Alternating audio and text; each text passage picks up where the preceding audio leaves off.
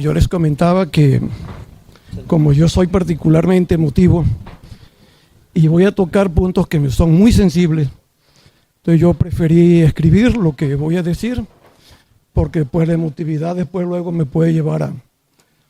Entonces, así como al señor Cepeda le están perdonando que lea sus discursos sin perjuicio de escucharlo y poderlo calificar.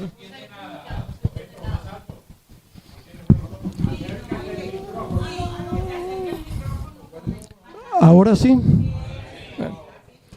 Bueno, les repito la aclaración que como yo soy muy emotivo, lo que voy a decir lo escribí para luego no perder por la emotividad el control de lo que voy a exponerles. Antes que todo debo hacer una aclaración previa. Resulta que todos ustedes y todo Valledupar ha sido muy generoso en cuanto a valorar la obra o el legado, digámoslo así, que en su conjunto mi familia ha podido protagonizar o representar. Esa valoración se fue manifestando a medida que mi padre desarrollaba una tarea académica sensible por los valores formativos, por una definitiva rectitud, pero sobre todo el cultivo y el estímulo de las capacidades superiores, con cuya continuidad mis hermanos mayores, Ricardo y Hernán, antes de que éste sufriera una enajenación mental, con sus dedicaciones a la filosofía y al arte de escribir, lograron cierto nivel de notoriedad social e intelectual en nuestra región. Paralelamente, el parecer de la ciudadanía y de todos ustedes ha identificado aquellos valores con todos los otros miembros de la familia, lo cual en mi caso, como lo demuestra la escogencia de mi profesión, no constituye una exactitud ni una definición, pero sí me imponen un hermoso, obligante reto o compromiso al que no siempre me ha sido nada fácil responder. Para enfrentar esa imposición que la vida y ustedes me han hecho, me he auxiliado siempre en dos propósitos. Uno es tener siempre un intenso deseo de tener algo muy hermoso, emocionante para decir. Y dos, poder expresarlo de la mejor manera que me sea posible. Pues bien, dicho lo anterior, debo decirles que no pretendo de ninguna manera fungir como un historiador calificado que presenta una investigación exhaustiva. Solo me animan tres propósitos que son: abrir un camino para que otros sigan transitando y que con sus conocimientos o información nos ayuden a avanzar hacia la integralidad sin que para ello se requiera ningún profesionalismo y bastarían los conocimientos vivenciales que se hayan tenido. Dos, hacer justicia a muchos actores cuyos aportes o son desconocidos o no han sido suficientemente valorados. Y tres, que la imposibilidad de haber conservado el colegio familiar no me impida poder compartir enseñanzas o sentimientos, frases reveladoras o retantes que desde mi más temprana infancia me marcaron. Como ejemplo anticipado, aquella que dice que quien abre un colegio cierra una cárcel.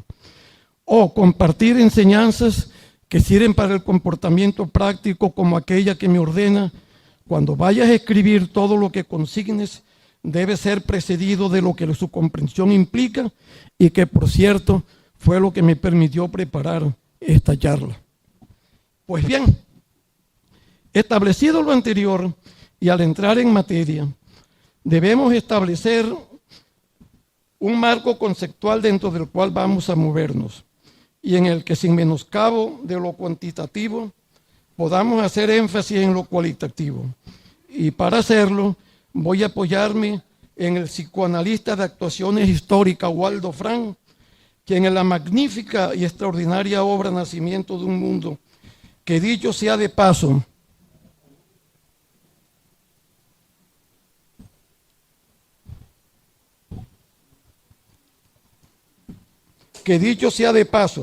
en opinión de Jorge Eliezer Gaitán, según mi profesor Gustavo Cotes, es la mejor obra que se ha escrito para la integral aprehensión con H intermedia de la dimensión de la gigantesca obra de Simón Bolívar. En esa obra, Waldo Frank manifestó: ninguna biografía o historia tiene por sí la capacidad de llegar a la certeza de un personaje o de hechos. Si no familiariza al lector u oyentes con las fuerzas geográficas, ambientales, sociológicas, telúricas e históricas coetáneas dentro de las cuales aquella obra se llevó a cabo.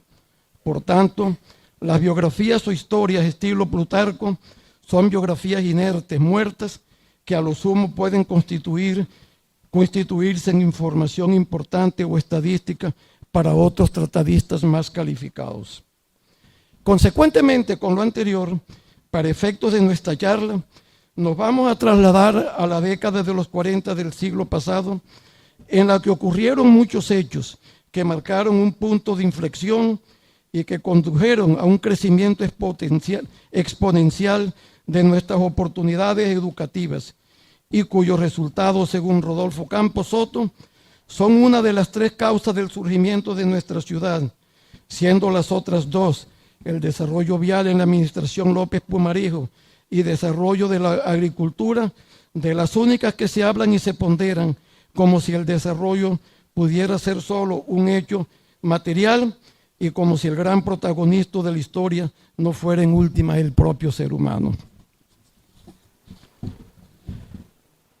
Para aprender, asimilar el gran cambio que se produjo a partir de la década de los 40, es necesario contrastarlo con lo que había venido ocurriendo en las épocas precedentes, pero también con el entorno urbanístico de nuestra ciudad que se había logrado hasta esa fecha. Dicho escenario estaba delimitado por la actual calle 12, o sea, desde el actual Parque Novalito hasta el mercado antiguo allende la famosa Cinco Esquinas, donde hoy está la galería, y desde la carrera cuarta hasta la sede de la Escuela de Bellas Artes y Oficio, hoy sede de la Facultad de Bellas Artes, y la gobernación construida sobre la antigua cancha de nuestra infancia y que de contera fue como el equivalente a un estadio para la época, allende de la cual el Hotel de Turismo marcaba el límite de la ciudad, del perímetro urbano.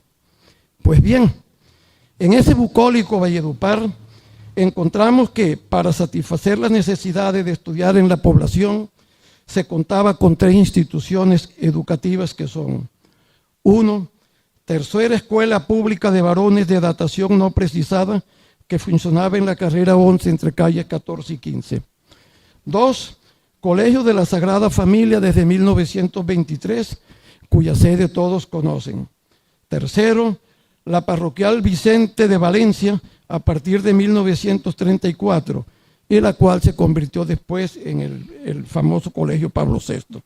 Y 4, ya hacia 1939 comienza a funcionar la Escuela de Artes y Oficios, que serían después la famosa Escuela Industrial. Pasando revista a esa época, encontramos lo siguiente: la Sagrada Familia era y es un colegio femenino que solo permitía estudiantes varones en el curso preescolar, donde por cierto estudió nuestro Gustavo Gutiérrez Cabello. La Escuela de Artes y Oficios era como una anticipación del SENA, en la que se capacitaba para algunos oficios, siendo los primeros la sastrería, la carpintería, la herrería, aunque conjuntamente con ello se impartía la educación primaria. Y en cuanto a la escuela pública, es de todos conocidos que en los niveles inferiores, contrariamente a lo que sucede en la superior, siempre ha sido mirada como muy básica y como una forma de sustituir respuestas superiores. Y otro tanto sucedía con la escuela parroquial, que se tornaba como en un auxilio de la Iglesia Católica en ausencia de otras opciones. Por tales razones, se fue dando un déficit, tanto cuantitativo como cualitativo, en la oferta educativa, que fue generando que se acumulara la población de jóvenes requerida de servicios educativos. Los intentos en conjunto que haya hecho nuestra sociedad para dar respuesta a esas necesidades permanecen en la sombra y en la noche del desconocimiento, pero sin embargo, la tradición oral nos pone en contacto con algunos de ellos. Qué bueno sería, doctor Leovedis, constatar la realidad histórica de esos intentos de entes de esos intentos en entes en los que debieron quedar registrados como la Secretaría de Educación del antiguo Departamento del Magdalena. Por el momento, quiero hacer referencia a algunos de ellos según la oralidad. Y antes de hacerlo, quiero hacer un público reconocimiento de gratitud y valoración a doña Ruth Ariza de Ramírez, y a nuestro gran Rodolfo Campos, que fueron quienes me familiarizaron con esas leyendas que hay de la educación.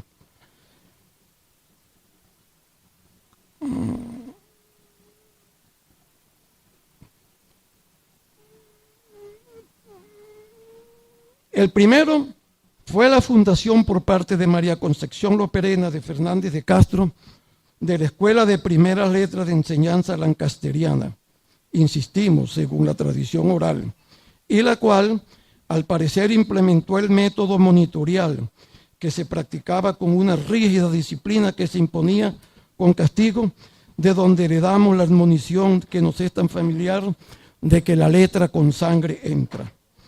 La segunda referencia que nos ha llegado hace mención al atanquero Nicanor Montero, bisabuelo de Rosita Morales y hermano del abuelo de nuestro Rodolfo Ortega, y quien se vino a Valledupar a principios del siglo y quien fundó una escuela de primaria de cuyo suceso no ha sido posible obtener conocimiento.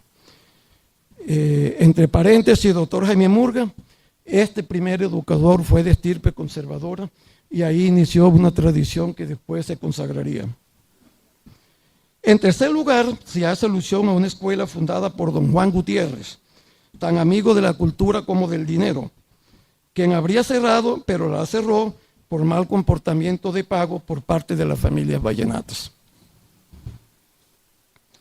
Sea como fuere, lo que sí está claramente establecido es que, ante la ausencia de oportunidades locales, las familias tenían que acudir a enviar a sus hijos varones a otras poblaciones, siendo las principales las siguientes: Santo Tomás de Rafael Antonio Amaya en Villanueva, Colegio Pinillos en Monpós, el José Eusebio Caro en Ocaña, la Escuela Normal Superior en Barranquilla, a la que debe su formación nuestra Ruth Ariza, y también un profesor poco conocido como tal, que fue Santander Alfredo Araujo Noguera, el Liceo Celedón en Santa Marta, y finalmente en San Juan del Cesar, una institución de un profesor Milquíades de que mi padre me hablaba, pero que desafortunadamente no recuerdo el apellido, pero... perfecto, gracias. En donde se educó Pepe Castro. Y se puede encontrar la información pertinente en uno de sus cuentos porque tuvo la dicha de escribirlo. Para apreciar ese déficit de oferta educativa en la ciudad, quiero mostrarles lo que, aunque muy primitivo, equivalió al primer estudio de factibilidad socioeconómica que se hizo en nuestra ciudad para la fundación de un colegio. Y por estar un poco borroso, al frente de cada región aparece repetido y transcrito el número de cupos solicitados o el nombre de cada uno de los padres o jóvenes que se requerían educación sin poder satisfacerla hasta el momento. Como no podemos pasar los gráficos, yo voy a ir pasando de mano en mano ese estudio de factibilidad.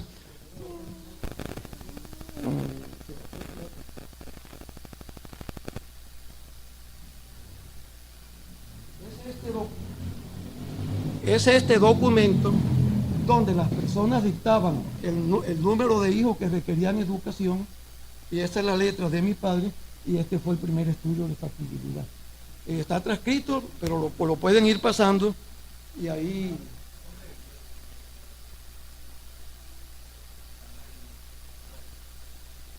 Su abuelo fue cofundador, pero no matriculó ninguno de sus hijos en el Nariño.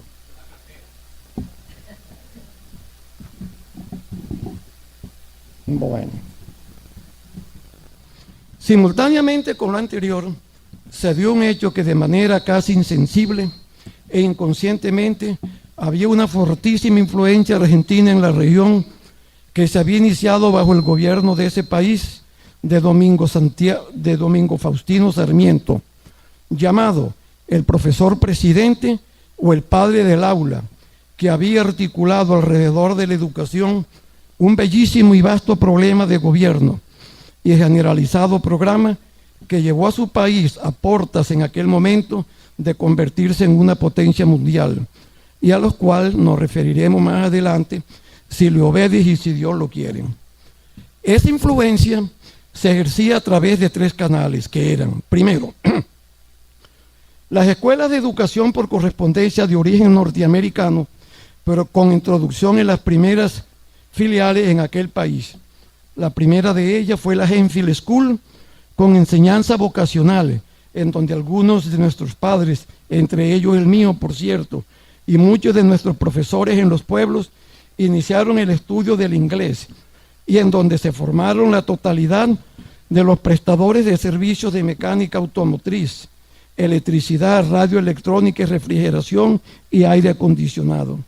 Para citar un caso que nos es muy caro entre estos personajes, ¿cómo no recordar a Manuel Arzuaga, esposo de Adiela Mejía Araujo, que era nuestro radiotécnico y cubría toda la ciudad? El segundo medio de aquella influencia entre nosotros fue adoptado por el programa de la Fundación de las Escuelas Normales, de lo que sobrevino la situación de la Escuela Normal Superior de Santa Marta, la de Barranquilla, a la que debemos la formación, como ya dije, de nuestra mami Rutariza, y posteriormente la de Manaure y la de San Juan del Cesar entre nosotros. Y el canal de influencia lo constituyó la difusión entre nosotros de la famosísima revista Villiquen, proveniente del programa argentino El Maestro Adentro del Campo, y que se convirtió en medio de educación muy divertido, basado en cuentos, y consistía en lo siguiente: adoptando de la escuela lancasteriana el método monitorial, cada estudiante veredal o campesino tenía la obligación de reproducir lo aprendido, pero ya con su propio lenguaje y según sus propios medios.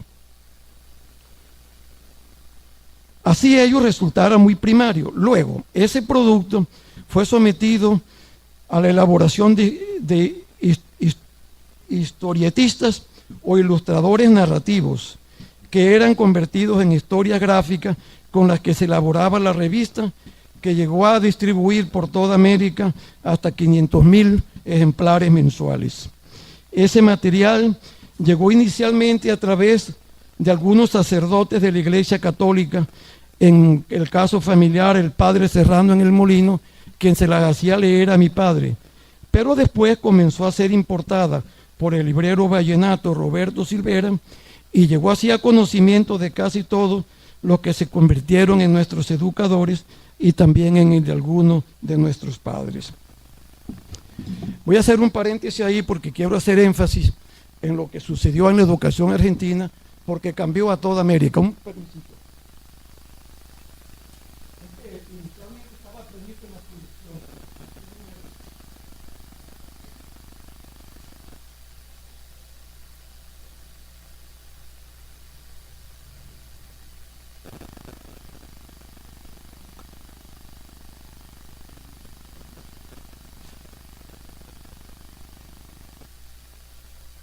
José Faustino Sarmiento fue un profesor,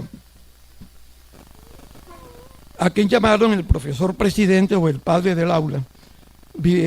Nació el 15 de febrero de 1811 y murió en septiembre de 1888. Doctor Carlos Quintero, esto fue lo que me hizo a mí concebir una agresividad educativa en todos los órdenes, tipo mocusiano, para constituir un programa de gobierno.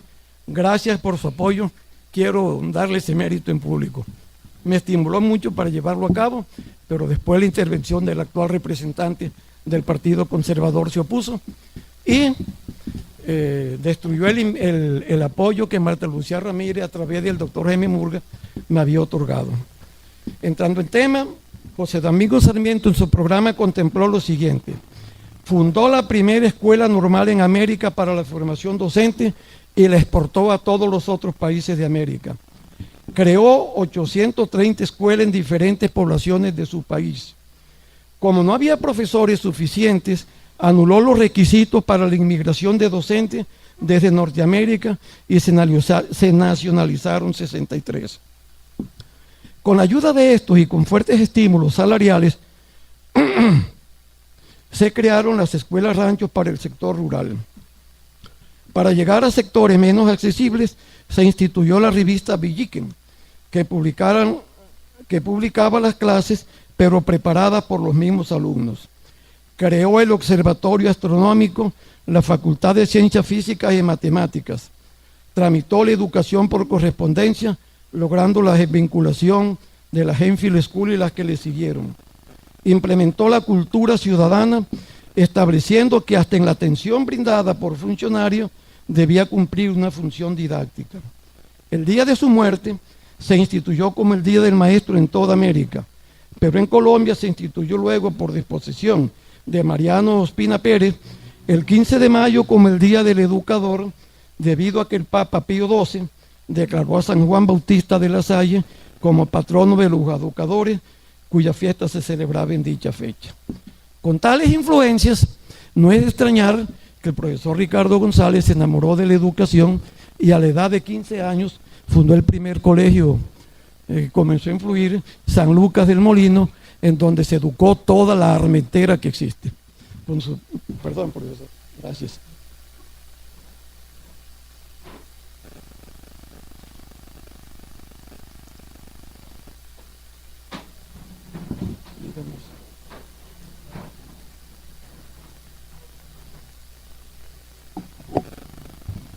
Bueno, así se presentaba el panorama en las postrías del tiempo previo a la década de los 40, cuando ya en 1942, se presentó un hecho gigante que se convertiría en la respuesta local para aquella búsqueda que antes nuestra juventud realizaba en otras latitudes y que además se tornaría con el devenir de los años en un proveedor altamente calificado e importante para las mejores universidades con que contaba el país, y me refiero al surgimiento entre nosotros del Gran Colegio La Perena. Pero para llegar a convertirse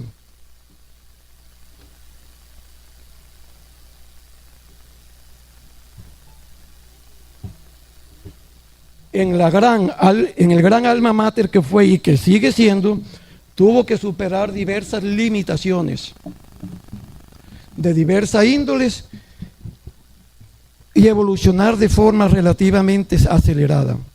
Entre tales limitaciones, queremos poner de presente las siguientes. 1.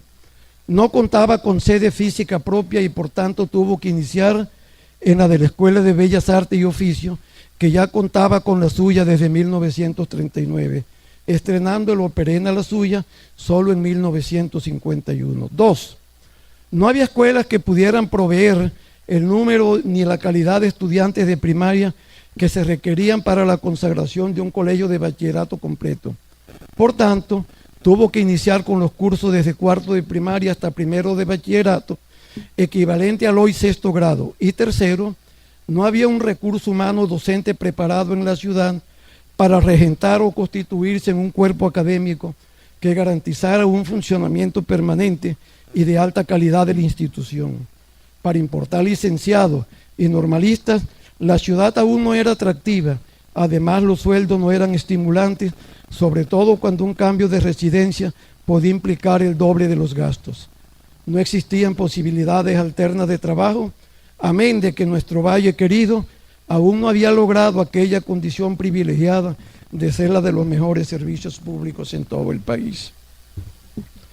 En ese nuevo contexto de Ogaño se da un nuevo hecho, que por haber tenido la calidad de precursor y por haber constituido un prototipo para otros de su género, además de por ser el que yo más conozco por la cercanía, y también poniendo en práctica lo que me enseñó el ya mencionado Waldo Frank, para dar a conocer estos hechos, voy a valerme de un cuento, de una historia, que si hubiera sido escrita por Gabriel García Márquez, ustedes la leerían en los términos que les voy a leer a continuación. Pero antes debo aclararle que si bien los hechos son estrictamente ciertos, la noción correlativa temporal entre ellos no es tan cierta, pero lo hice para poderla dar engranaje a mi intento de novela. La historia dice así. Quería aclararles que para evitar la monotonía de una sola voz, invité a la Toya Molina a que me leyera esta parte, pero no pudo porque tiene unos compromisos ineludibles. Entonces les toca seguirme soportando. Insisto en que la historia dice así. Muchos años después, en las instalaciones de la Academia de Historia del Cesar, un hijo del profesor Ricardo González Herrera habría de recordar ante los asistentes a la exposición sobre figuras docentes la historia de aquel diciembre remoto. No, yo sigo. De 1943. No, yo también no, hay que estar familiarizado. No, yo sigo. De 1943, en el que quien luego sería el obispo Vicente Roy Villalba, acompañado de la inspectora de educación del viejo Magdalena, Mercedes Aarón Olivella, fue al molino y se trajo a su padre para que conociera el valle.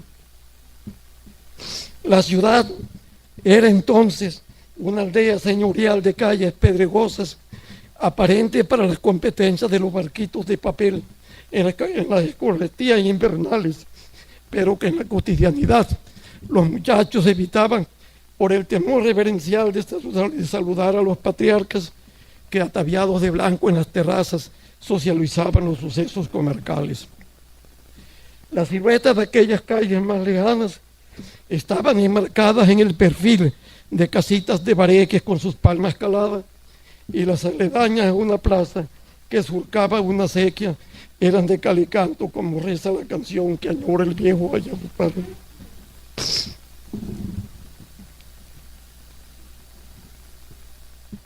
Por el este, por donde todas las mañanas se asomaba un sol alegre, cual emoticón de computador contemporáneo, y como animado por las notas vernáculas del emergente folclore, corría rumoroso y alegre un río que, por conservar todavía la temperatura de la sierra, los nativos lo llamaron en su propio idioma agua fría, y en donde los patricios nativos, Juan Gutiérrez, Oscar Pupo Martín y Carlos Restrepo, se inventaron un paseo con los patriarcas nativos para hacer al joven profesor y ya rector del Colegio San Lucas del Molino una propuesta sentado sobre unas piedras enormes como huevos prehistóricos que había en las riberas del río y que después serían las bases para la estructura en arco de un puente que se construyó para comunicarse con los pueblos de la sierra, pero que sirvió además como motivo para la naciente pintura naturalista. Pocos días después del ameno e histórico paseo, en un lugar que reunía a los bohemios, los intelectuales y los artistas, ubicado en una esquina de la calle donde los turcos instalaron sus almacenes y atendido por un paisa barrigón, vallenato de adopción y con nombre de sopa bogotana porque se llamaba Colí Botero, y que llamó a dicho tertuliadero Café La Bolsa. Una vez tomada la decisión y efectuada el estudio de factibilidad de que le hablé, y con el listado de los niños que precisaban educación, el letrado José Eugenio Martínez manifestó que el recién nacido debería llamarse Instituto Minerva, y para sustentar su propuesta hizo una sesuda exposición sobre lo que para la naciente institución educativa aportaría el llevar el nombre de la diosa de la sabiduría de los griegos. Pero entonces Eloy Quintero, en un acto premonitorio de la rebeldía de los de su estirpe, tras oír semejante exposición, manifestó que qué nombre tan rimbombante, que era demasiado ambicioso y estaba más apropiado para una universidad que para un colegio, y que no se compadecía con la humildad proverbial del fundador. Y al ser respaldada esta posición por el dirigente Santander Araujo, por Enemía Armenta y Evaristo Gutiérrez, el papá de Gustavo, entonces Aníbal Guillermo Castro propuso que el recién nacido se llamara Colegio Valledupar.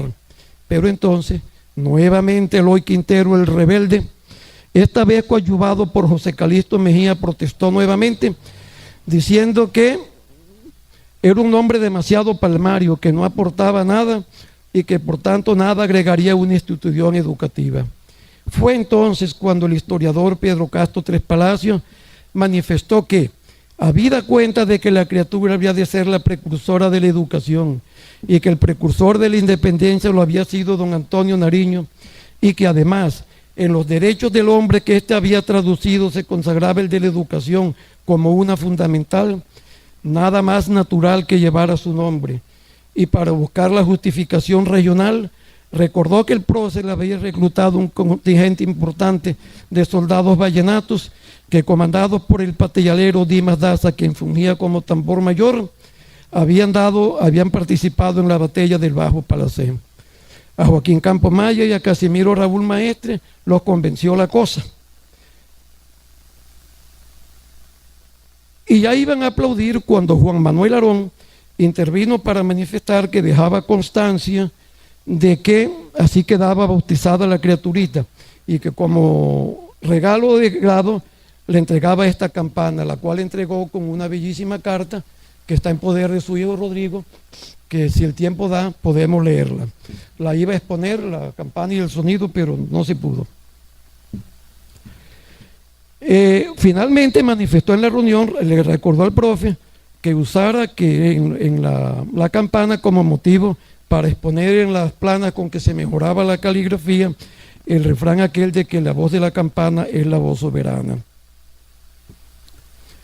Una tarde, como proveniente de Allende del viejo cementerio colonial, se escuchó el eco de un estropicio de ruido, de percusión y como de clarinetes y tambores, que hizo pensar a los habitantes de aquel bucólico Valledupar que sería una banda de gitanos anunciando la instalación de la carpa del próximo circo, a instalarse en el solar donde tiempo después Julio Villazón y Raúl López construirían el icónico y emergente Hotel Sicarare. Los hijos de los patriarcas se asomaron en las ventanas aterrazadas, pero lo que vieron fue a los hijos de los patriarcas interpretando los instrumentos de la primera banda de guerra hoy cívica con que contó Valledupar. Y entonces sintieron en aquel 1944 la presencia vibrante del Colegio Nariño, a quien, al igual que el folclore, habían de identificar tal vez para siempre como un producto de su propia entraña y esencia, pero también como una causa promotora de su propio surgir y desarrollo.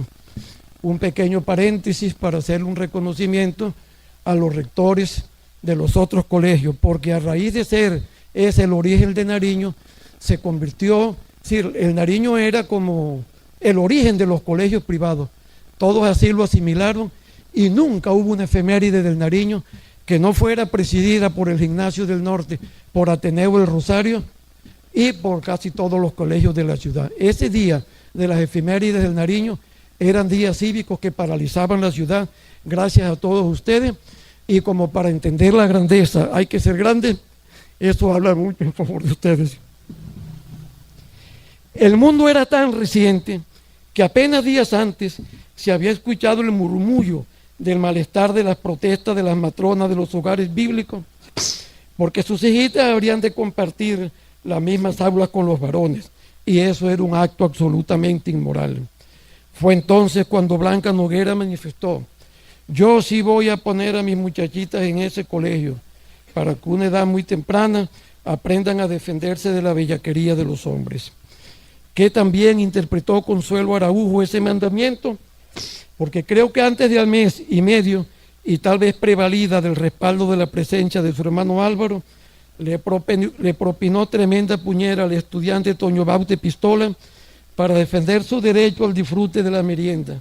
Agresión esa que solo cesó cuando Armando Maestre Pavalló se lo arrebató de las manos por la preocupación de que Consuelo Araujo, a una edad tan temprana, quedara incursa en el delito de lesiones personales. Todo fue tan novedoso que a pesar de que el sitio más distante no alcanzaba los 700 metros, el profe compró un bus que parecía tener una carita risueña porque tenía nariz como de delfín y los caballetes abultados, para que el pobre Edgardo Pulpo no tuviera que seguir madrugando a recoger el caballo, el que debía llevar a su hermano Álvaro al colegio. Pero muy pronto los hijos de los patriarcas, liderados por el humilde Elfo Ochoa, desviaron esa finalidad y soñaron con que el bus les posibilitara la realización de otros anhelos. Y para que Elfo no siguiera regando la fama de que el rector solo quería a los riquitos, entonces el profe organizó un paseo a Santa Marta para que vieran jugar un partido de Millonarios y pudieran conocer en acción a los afamados futbolistas Di Stéfano y Pedernera, tan admirados por el centro delantero del equipo, que aunque no lo crean, era el flaco Gustavo Gutiérrez Cabello. Sin embargo, regresaron frustrados del paseo, porque una creciente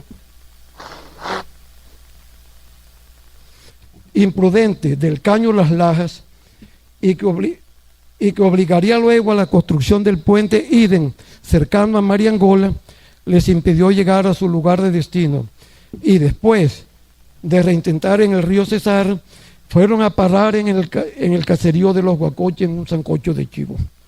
El 20 de julio de aquel año, uno de los estudiantes más aventajados, que era Rodolfo Campos Soto, fue escogido para que explicara ante los asistentes a la celebración de las fiestas patrias del 20 de julio, que lo era toda la ciudad, la vida de don Antonio Nariño y su relación con el nombre del colegio.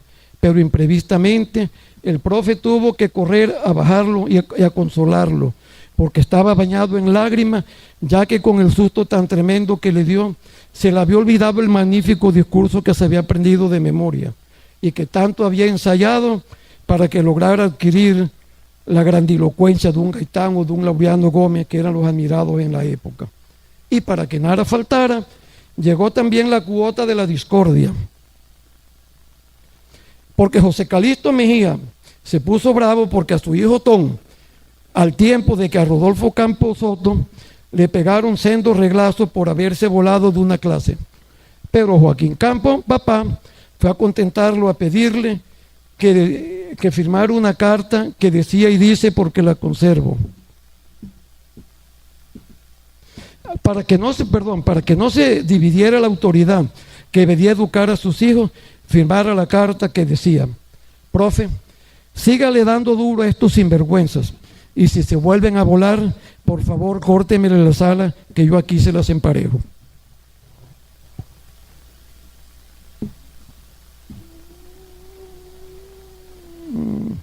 Pronto el colegio organizó un recibimiento a la reina de belleza nacional Esperanza Gallón, cuya figura real, pintada por el profesor, adornó ese año el cuadro de honor con que se estimulaba la excelencia. En tal acto, al presentarse la verdad acompañada de un edecán con rasgos de oficial militar, la solemnidad se dio un lugar a la risotada al ver que un estudiante, que era un niño especial de nombre Jorge Pineda, hijo único del inolvidable Pineda Bastidas, fundador de Radio Guatapurí, metió en problemas al colegio al cometer un irrespeto a la autoridad, porque al querer aumentar la elegancia que le proporcionaba el uniforme escolar, se salió de la fila e imprevistamente le quitó el kepi al militar y se le colocó sobre la propia cabecita, adoptando la posición de firme, como si quisiera anticipar las payasadas del hoy candidato del Esprella, y me perdona a sus seguidores.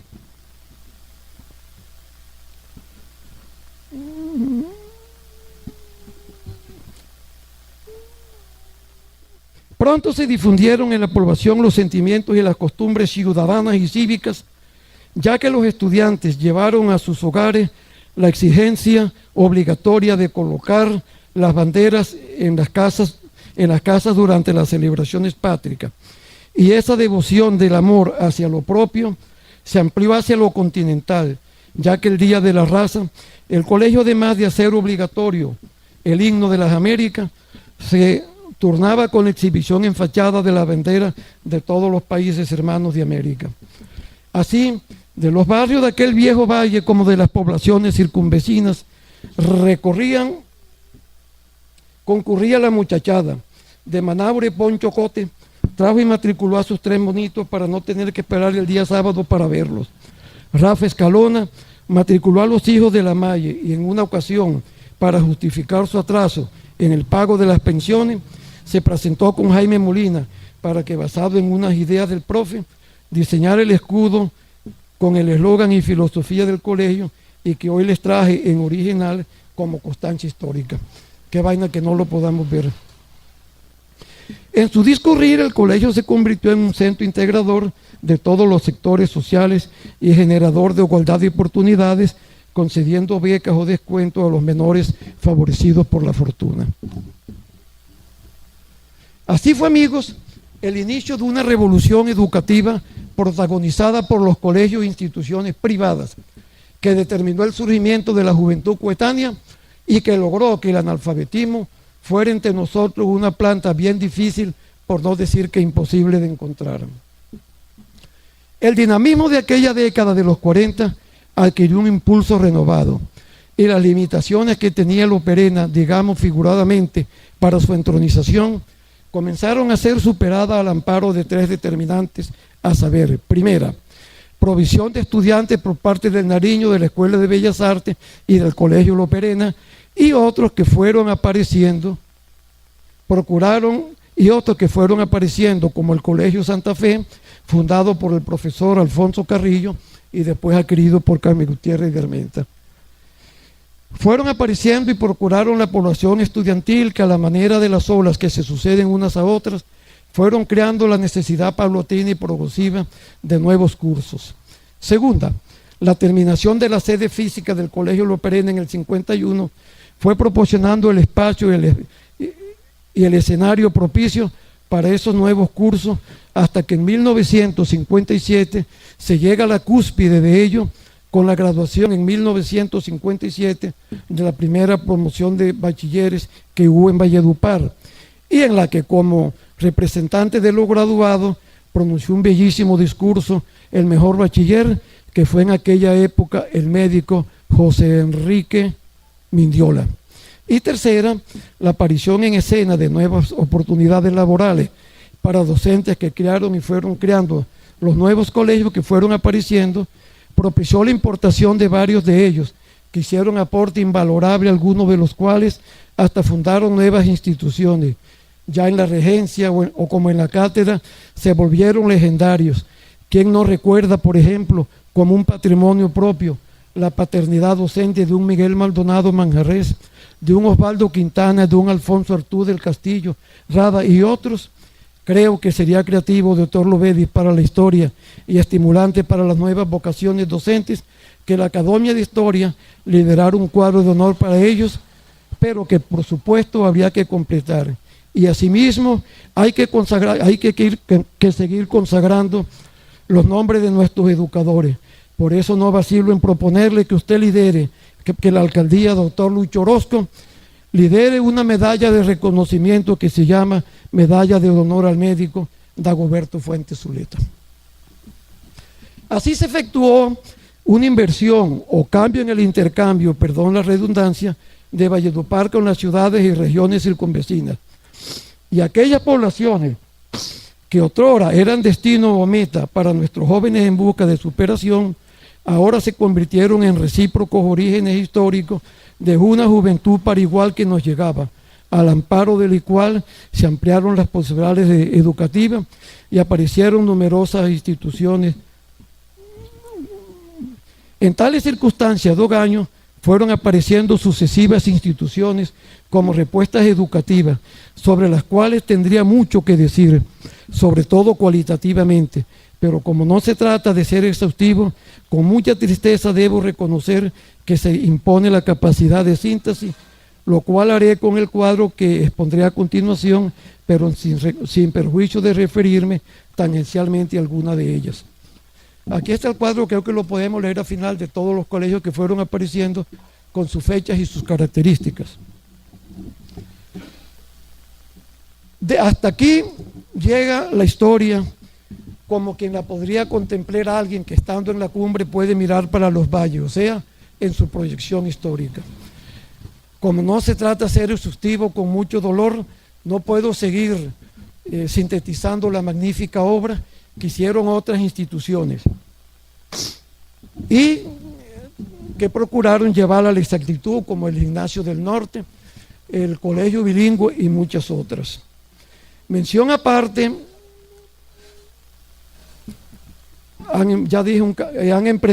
estos dos colegios han emprendido un camino en búsqueda de la excelencia con su implementación de bilingüismo y su vinculación a instituciones internacionales. En este contexto es necesario incluir una visión analítica de la aparición de los colegios, como también la aparición de la generación de universidades que constituyen la cúspide de nuestra evolución educativa y hoy nos colocan como líderes en la costa atlántica. Naturalmente, que esta modesta charla no pretende ni puede ser exhaustiva, pero sí queremos ponerle de presente que seguiremos trabajando en esta dirección. De los colegios de la nueva era, hay que poner de presente, profesor Daza, que no han podido arrebatar el liderazgo a los colegios tradicionales que, como lo operé en el Santa Fe, han obtenido los mejores logros en los entes que miden como el IFE. Eso indica que algo hay que mejorar. Hay que encontrar una explicación a ese fenómeno y por momento hay indicios de que los colegios tradicionales fueron integracionistas, mientras que de los otros pretenden una educación como que privilegiada. No privilegiada, pero sí tienden a un exclusivismo. Para una aprehensión de lo muchísimo que hemos avanzado, voy a referirme a una anécdota que viví con el inolvidable profesor César Mendoza. Yo me prometí no volver a contar esto, porque como que no fue de buen recibo y les pareció exagerada. Pero en una ocasión, una pequeña tertulia, el profesor Mendoza me contó que Valledupar tenía en aquel entonces 104 prostíbulos. Prostíbulos lenocinios.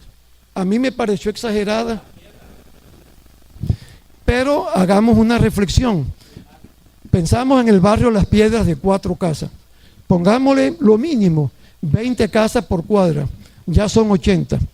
Piensen en el barrio del Carmen, en los que estaban en la calle del Cesar, uno que había en el lote donde está Orbe Plaza y otro que quedaba ya cercano al lote de Mamirrud.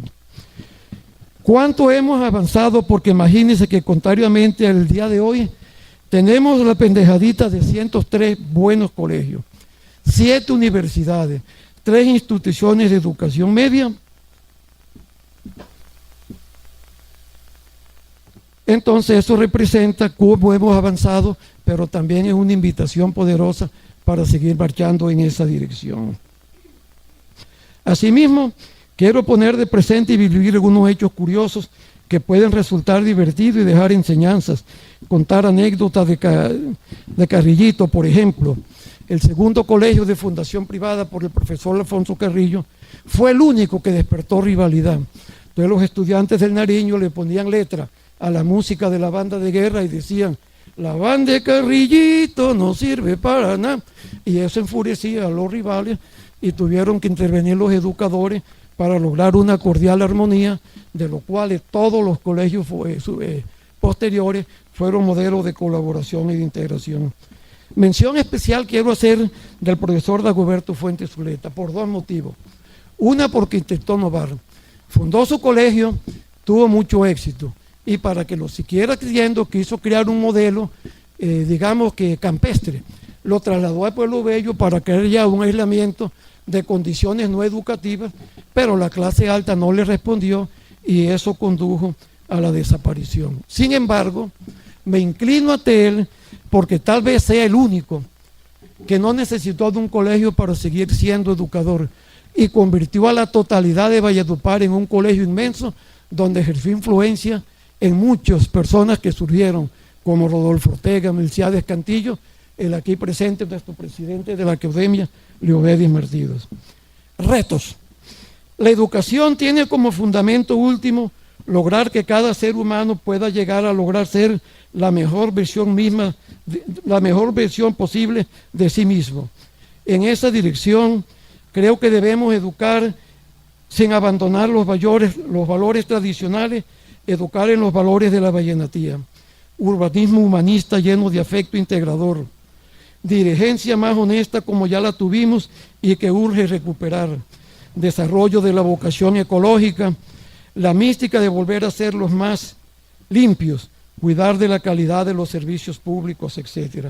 Ello permite una ampliación en las horas libres de un programa alternativo para que sigamos siendo aquello de lo que comenzamos a sentirnos orgullosos.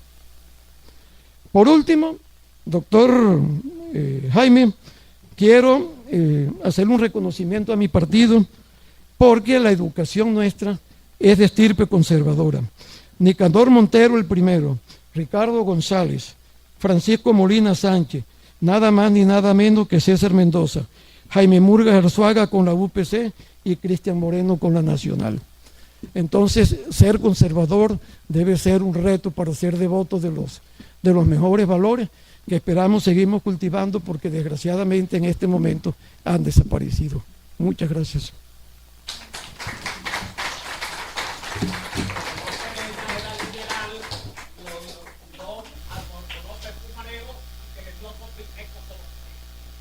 Está dicho.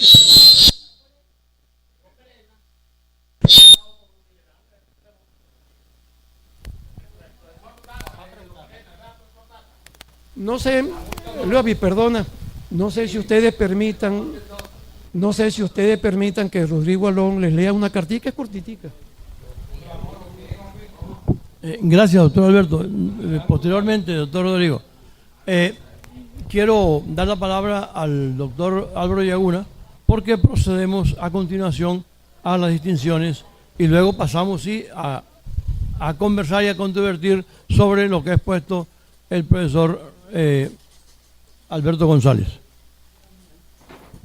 Buenas tardes. Es muy breve.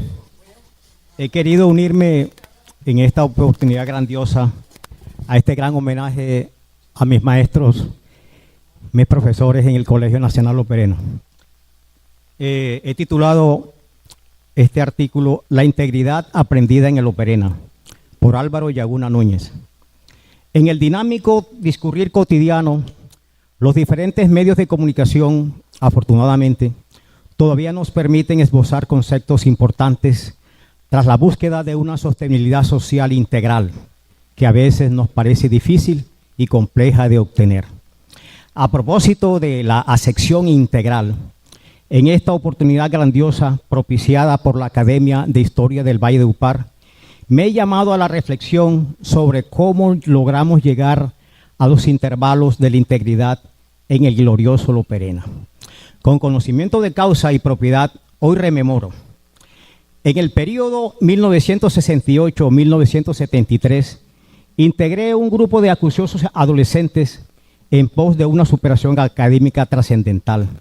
En ese trajinar nos encontramos una pléyade de profesores, verdaderos maestros, que nos llevaron de la mano por la senda de lo que hoy somos, ante la expectativa de una sociedad exigente por muchas razones y motivos no dados en este alcance. En la asignatura de religión, por ejemplo, al lado de los sacerdotes Pachito, Diego Flores y Virgilio Fernández, aprendimos lo fundamental del padre Gaspar Astete, los principios y los valores. Con los maestros Efraín Armenta López y Alfonso Riasco Castillo, ya empezamos a escuchar de los axiomas, los corolarios, las tesis, las teorías, las demostraciones y obviamente recibimos el gran legado de la resolución de los problemas, no los de la presente cotidianidad, pero sí nos enseñaron una verdadera actitud y entereza ante las situaciones adversas futuras. Con Miguel Maldonado Manjarres, Siervo Saúl Quiñones Felizola, Libardo Ospina Paternina, Joaquín Palencia, Jaime Gómez Bolívar, Nimia Ureche Brito, Pedro Daza, Berenice Flores de Daza, Lili Vargas de Mendoza y Ruth Ariza Cotes, aprendimos fehacientemente de la ética, la mística, la disciplina, responsabilidad, entre otras, parientes muy cercanas a la integridad. Todo lo anterior, gracias a Dios, Lo aprovechamos en uno de los mejores y significativas épocas de nuestra existencia. Todo el preámbulo anterior es para denotar y explicar ampliamente que a partir del axioma, profesor Armenta, axioma, ¿qué es un axioma? Somos imperfectos.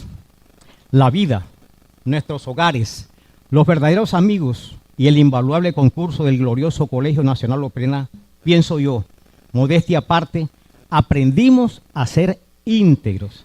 Cuando ostentamos humildemente este calificativo, actuamos en concordancia con la honestidad, la transparencia, el agradecimiento y el mejor desempeño laboral y existencial. Queda la tarea para las generaciones, las que estamos viendo, si son capaces de emular esa integridad a la que yo me he referido aquí.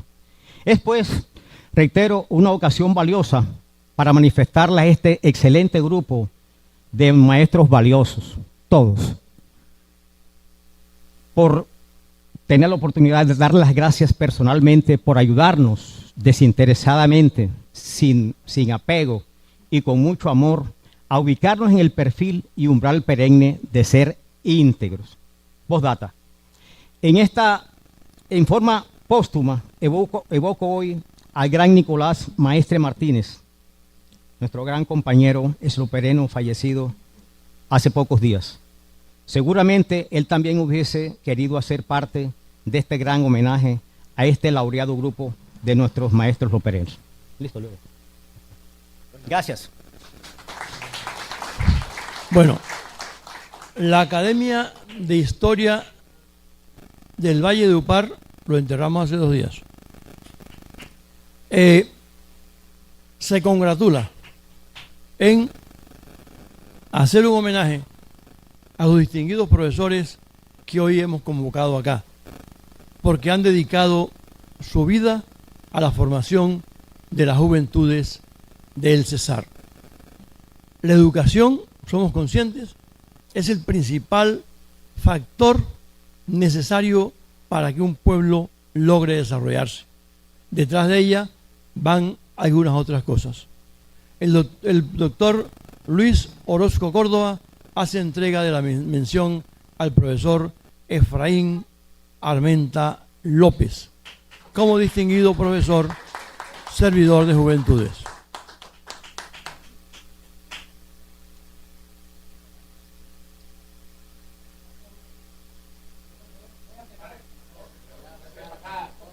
¿Tómelo?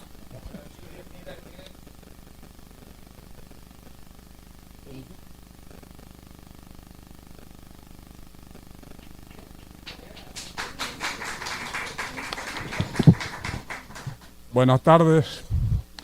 Yo soy poco amigo de estas intervenciones, pero creo que soy más amigo de la justicia. Hermosa la historia que nos contó el doctor González Mestre, pero con una falencia terrible. No reconoció el papel de las educadoras. De las educadoras, que fueron bastantes y meritorias. Aquí está la doctora Berenice, la profesora Berenice. Recuerdo a Rita Fernández. Varias de las mujeres vallenatas que le dedicaron su vida a la educación.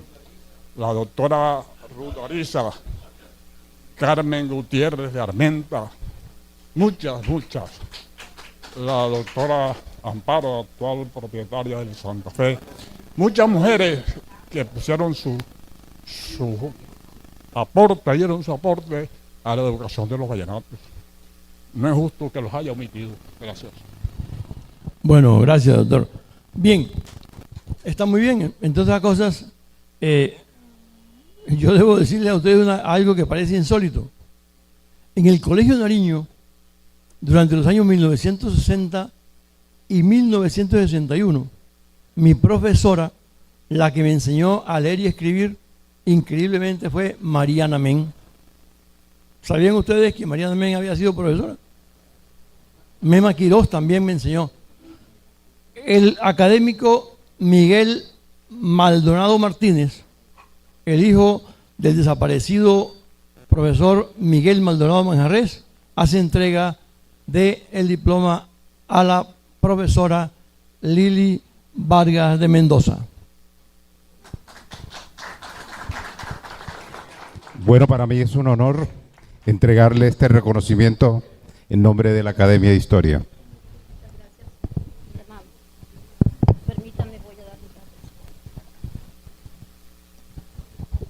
Muy buenas tardes a todos los asistentes. Presento un saludo especial a este grupo, a quienes nos han invitado para hacernos este reconocimiento. Creo que en esta tarde se cumple la máxima de que la gratitud es la memoria del corazón. Por eso quiero recibirlo e invocar aquí el nombre del ilustre maestro César Pompeyo Mendoza Hinojosa, quien me invitó a esta academia, y en 1968 dimos creación a esta academia. Por eso me siento muy a gusto, me siento en esta casa, como casa mía. Aún fallecido César, continuamos en esta brega, doctor Llovedis, precisamente como educadores por vocación y convicción. Quisimos que este ente académico contribuyera a la prescripción, a la conservación de la historia local y regional. Es uno de los propósitos y me encanta este evento porque se cumple ese propósito inicial con el cual se fundó la Academia de Historia. Este diploma se lo dedico a César porque fue incansable educador. Década del 60, 1964, no fui testigo ático de esa fundación. César Mendoza inició en el barrio Cañaguate el glorioso Ateneo El Rosario, donde muchos de los presentes pasaron por nuestras aulas. El doctor Carlos Quintero, todos sus hermanos, por no mencionar, muchos, donde César Mendoza ha dejado un legado incólume, sirviendo de ruta a la educación de Valledupar. Recuerdo que con esa genialidad de espíritu grande, sabio que tenía César, convocó a los colegios de la época para formar una asociación, para que no existiera discriminación entre los colegios y poder dar de su formación académica que traía como primer profesor educado en una universidad pedagógica de Colombia, donde era la meca de la pedagogía. Venía con esa sabiduría y quiso imprimir a todos los colegios de manera inquieta para organizarse y formar un frente común, porque su bandera era la educación, como bien lo acaba de decir el doctor Llovedis. Consideramos que la educación es el factor determinante para el desarrollo de una persona y por ende de los pueblos. Cuando uno actúa de una manera y se educa, cambian los comportamientos, las actitudes y las conductas. Lo teníamos claro, su equipo de trabajo, nosotros nos identificamos. De pronto controvertido por su innovación en la pedagogía local, introdujo su propio modelo pedagógico de autogestión, donde consideró que el estudiante, el profesor no era el centro del proceso educativo, era el estudiante, en el cual él tiene que hacer autogestor de su propio saber. Una pedagogía elaborada con nuestro propio método, implantado donde una gran franja de la población estudiantil considera que fue un momento avanzado y por eso el éxito en las universidades. Cuando un profesor le entrega el documento, él sabe lo que tiene que hacer con ese documento y presentarlo en la clase siguiente con un resumen, con ideas organizadas, con nomencladores, como era parte de nuestra metodología. Agradezco, doctor Llovedis, esta oportunidad y ojalá me dé un momento de la academia, cuando ya no esté, para poder complementar, doctor González, si me perdona, parte de esa historia educativa de Valledupar, porque hay muchos educadores no presentes a quienes le debemos gratitud. Pudiera mencionar muchos colegios: Instituto América, Colegio Montessori, Colegio Hispanoamericano, Colegio Reyes de Luque, Francisco Salguero, Gimnasio del Saber, antes María Auxiliadora. Pudiéramos la escuelita de la señora Chong en el barrio del Carmen. Cuando yo llegué a Valledupar, que vine de la Universidad Pontificia Bolivariana, en el año 1968, vacaciones de diciembre, donde César Mendoza me interrumpió todo proyecto que tenía, porque yo llegaba a entregar a mis padres mi título para regresarme a mi contrato que tenía con la universidad. Me quedé en Valledupar, no me arrepiento. Fui su aliada incondicional en un proyecto educativo que cumplió los 50 años de su formulación y ahí estuvimos, aún él fallecido. Ateneo El Rosario cumplió su periplo con creces. La dirigencia de Valledupar la formamos en el Ateneo. Por eso nosotros nos sentimos vivamente agradecidos con Valledupar de haber acogido nuestro proyecto. Quiero recordar también como parte histórica, doctor González, que además de la normal de Barranquilla, estuvo la normal de Uribia en la Alta Guajira para la población indígena, y también la Escuela Nacional de Santa Marta, donde parte del Magdalena Grande nos educamos muchas personas. Por ejemplo, Amparo Parodi terminó un año antes que esta persona, Luisa Baute de Aponte, Irmina Aarón Rojas, Dioselina Díaz, profesora del Santa Fe. Todas esas egresamos y muchas más de la Escuela Normal Nacional de Santa Marta.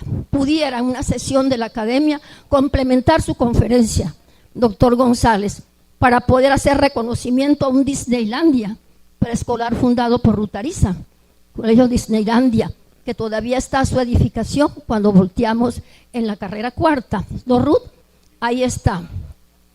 De tal manera, doctor González, que la historia es conveniente contarla completa, porque muchas de las personas que están aquí a lo mejor conocen una parte de la educación. Admirable, como usted lo bien dijo, el Ateneo del Rosario fue pilar del Colegio Nariño, asistiendo a sus invitaciones y una amistad profunda con el doctor Ricardo González, a quienes invitábamos a las tertulias que el profesor César hacía con los colegios para poder ayudarnos en su legalización ante el ministerio y ante todas las necesidades. Me complace mucho haberlo escuchado, doctor González, sobre todo hacer honor a su padre en la creación del Colegio Nariño, puntal importante también en la educación de Valledupar. Muchas gracias. Gracias, profesora Lili. También se dejó de mencionar al colegio Nuestra Señora del Carmen, que fundara el profesor Leonidas Acuña Martínez. Mi pariente, además, ya se lo mencionaron. Bien. Sí, lo mencionaron. Mencionaron al profesor.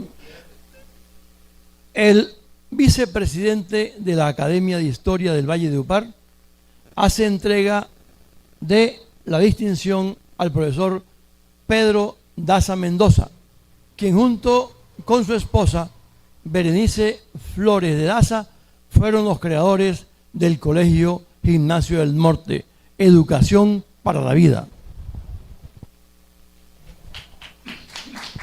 Y Hernán Maestre hace entrega a la profesora Berenice.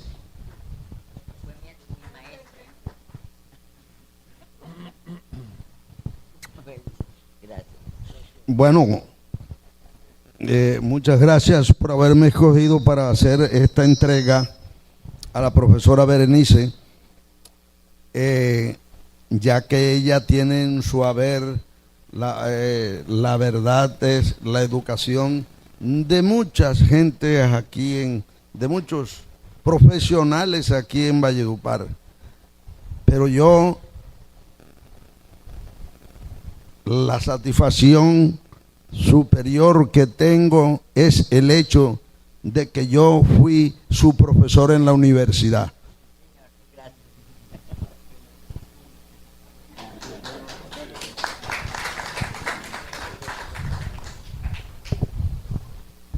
Bueno, complacido esta tarde de participar de este evento tan importante. Yo fui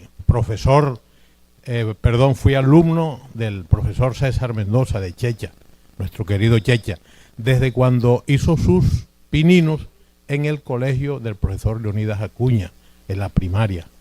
Sí, perfecto. Luego se fue a hacer sus licenciaturas, nos tropezamos nuevamente en el Colegio Nacional Loperena, allá fue un guía nuestro, estuvimos en una excursión, recuerdo, en la ciudad de Ocaña en 1963, donde fuimos a compartir con la gente del Colegio El Caro, que era pues una novedad para nosotros aquí en Valledupar.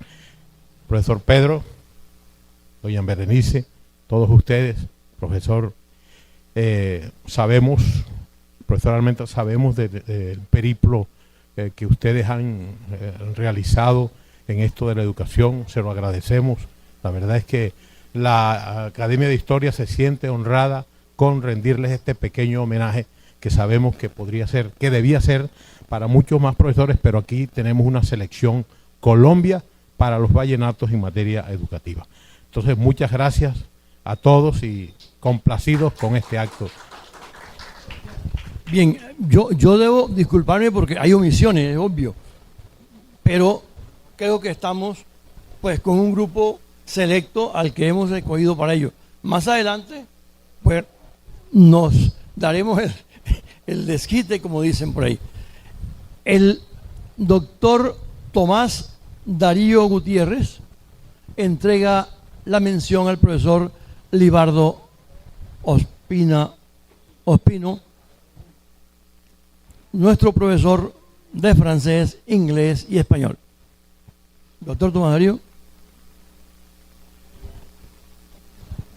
Gracias, doctor Leody. Bueno, me siento como todos, feliz, sí, contento de ver estos personajes que todos tienen que ver con nuestra formación de una u otra manera. Que los felicitamos, que les agradecemos con todo el corazón, que somos lo que hemos logrado ser gracias a ellos, definitivamente, gracias a ellos. En un medio difícil, traumático, de una educación que parece que no tiene pasado, pero ahora me voy a leer unos trocitos pequeñitos de documentos que nos enseñan que hacia el pasado hubo colegios aquí, hacia los siglos XVIII, XIX, y bueno, cositas corticas, simplemente daticos que nos pueden servir para enriquecer la excelente información de Beto, mi gran amigo. Todos los aquí presentes, docentes, en donde quiera que los encontramos, nos provoca abrazarlos como si fueran nuestros padres, ¿sí o no? Nos provoca abrazarlos porque sabemos que les agradecemos muchísimo. Que Dios los bendiga y que los mantenga por mucho tiempo más. Profesor. Gracias, doctor Tomás Darío.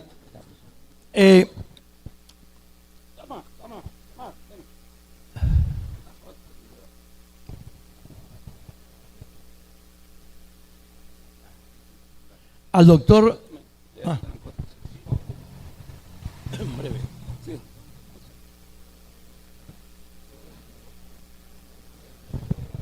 Quiero aprovechar esta oportunidad para destacar 2 o 3 cositas que considero importantes. De pronto las personas provenientes de sitios más lejanos en esta sala como docentes somos la profesora Berenice, que viene de Ecuador, y yo, que vengo del departamento de Bolívar. Después creo que sigue Juaco, que viene del Atlántico. ¿Por qué me he quedado en Valledupar? A pesar de que me fui durante 22 años a mi tierra Cartagena para cumplir la educación superior de mis hijos, y cuando aquello se dio me regresé. Porque cuando llegué a Valledupar conocí una gente que sentía gran orgullo por su identidad.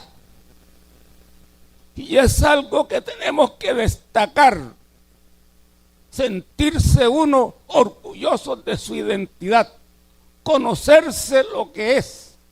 Y yo aprendí que aquí en Valledupar no hay personas más importantes que las de Valledupar. En el Cesar no hay personas más importantes que las del Cesar. No hay actividad económica más importante que la de aquí del Cesar. No hay música más importante que la música de aquí. Y eso me impactó y me gustó.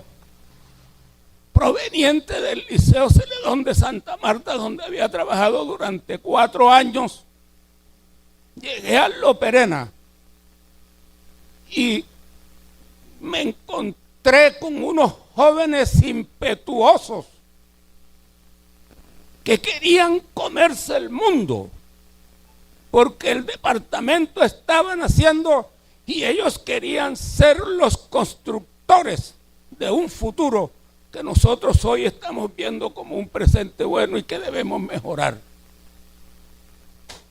Yo entendí la importancia de esa identidad. Empecé a buscar algo sobre el colegio al cual vine a trabajar y encontré que el papá de los Quintero Romero fue de los primeros funcionarios que tuvo ese colegio. Y ellos pasaron por ahí como estudiantes. Allí los tuve. Allí fui su profesor. Más adelante, en lo que se llamó el restaurante Los Tres Compadres, en una noche histórica, el doctor Jaime Murgas Arzuaga leyó un discurso que me impactó la forma en que empezó. Yo me presento a ustedes como el nuevo gobernador del Cesar, representante de la clase política de este departamento a la cual pertenezco. ¿Se acuerda, doctor Murgas? Eso es tener identidad, conocer su identidad y sentirse orgulloso de su identidad. Cuando llegué, conocí a Toña Fernández, conocí a Guiomar Guerra, conocí a César Mendoza y conocí a Lili. Creo que los primeros licenciados que tuvo este departamento. César Mendoza dejó su empresa para irse a Bogotá a buscar una especialización cuando empezaron las especializaciones. Y luego de 2 años, cuando regresó, mandó a su esposa, porque quería que los que estaban al frente de su colegio, que los que iban a formar a los jóvenes, tuvieran las mejores calificaciones, la última y más moderna formación académica. Eso me enamoró mucho. Y mis compañeros, Pedro Daza sacrificaba todas sus vacaciones para irse a la Universidad de La Sabana, Pedro. ¿Te acuerdas, Pedro? Y Pedro, después, con el padre Rafael Daza, fundaron el colegio Carmelo.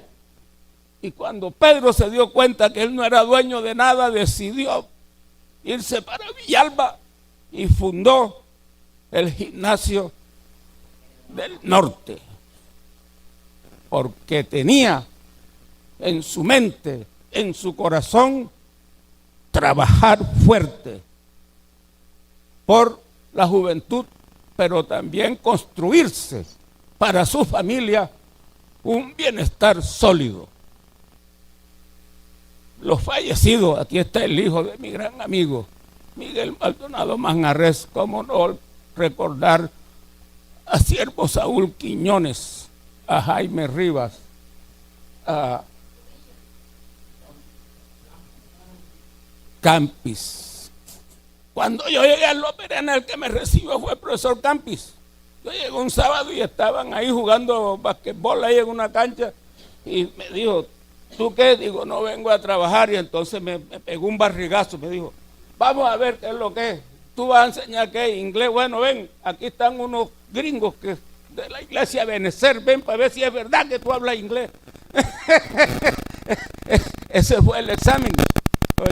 Y resulta que el lunes, cuando yo llegué a clase en la formación, ya todo el mundo sabía que había llegado un verdadero profesor de inglés, porque Campis se había encargado de decirle a la gente, ese sí habla. Y para terminar, el avión que está allí en el río que cayó aquí en Los Venados con droga, 5 gringos presos, el intérprete de ellos fui yo. ¿Por qué? Porque el abogado, que era Orlando Gutiérrez Céspedes, se cansó de buscar profesores, nunca buscó a Berenice, porque Berenice estaba ya en su... y no conseguía. Y cuando me llevó a mí allá a la permanente, que estaba en la tercera, que yo le hablé a los gringos, hello, how are you doing, my friends? El jefe dijo, aleluya. Porque le había llevado como 15 y todos lo rechazaban. Entonces, estoy contento en Valledupar, me gusta el sentido de pertenencia, me gusta lo que hacen los líderes. Jaime Murgas Arzuaga, en su paso por la Cámara, convirtió el ITUCE, que era Instituto Técnico Universitario del Cesar, en la UPC, Universidad Popular del Cesar, y todo el resto de su vida lo ha dedicado a trabajar por esa universidad. Entonces, estoy contento de estar aquí, estoy feliz de ser su compañero y me identifico, acepto mi identidad como docente en la ciudad de Valledupar, en el departamento del Cesar. Muchas gracias. Gracias, profesor. He invitado al doctor Jaime Murgas precisamente a hacer entrega a la distinción al profesor Joaquín Palencia Díaz, nuestro profesor de química, el profesor Joaco Palencia. Muy buenas tardes para todos. Para mí es un orgullo entregarle al profesor Joaquín Palencia Díaz este documento que conmemora y exalta su labor como profesor en el Colegio Nacional Lo Perena. Allí llegó a ser vicerrector y pasó por todos los cargos. Por eso hoy es motivo de satisfacción de todos los presentes rendirle este homenaje que le hace el Centro de Historia de Valledupar.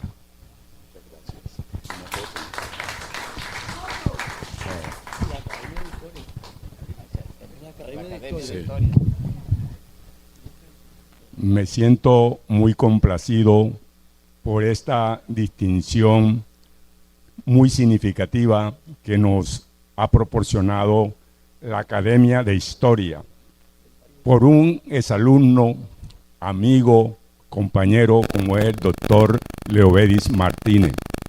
Fui su profesor de química y tengo anécdotas de él en esa época. Él era un muchacho que tenía que ayudar a su papá en el trabajo. Me pedía permiso para irlo a ayudar a él, padre de él. Y entonces yo le daba su permiso, lo igual que a otros como a Rafael Orozco, a toda esa gente que pasaron por nuestras manos. Y sinceramente nos sentimos muy orgullosos de ver que la educación transforma, que la educación permitió que personas como el doctor Leovedis se haya superado en todos los aspectos académicos. Hoy día regenta esta institución, Academia de Historia de Valledupar, donde mis tíos, Ernesto Palencia Carat, también fue fundador de esta academia. Mi tío Manuel también prestó un gran servicio aquí a la Academia de Historia, dándole ayuda a las personas que venían a consultarle, venían a preguntarle sobre algunas tareas, porque en esa época no existía la IA, no existía la informática, nada. Todo él que tenía el conocimiento era el educador era el conductivista. Después se cambiaron los papeles y vino el sistema conductivista, donde el profesor le da una guía y el alumno desarrolla sus conocimientos.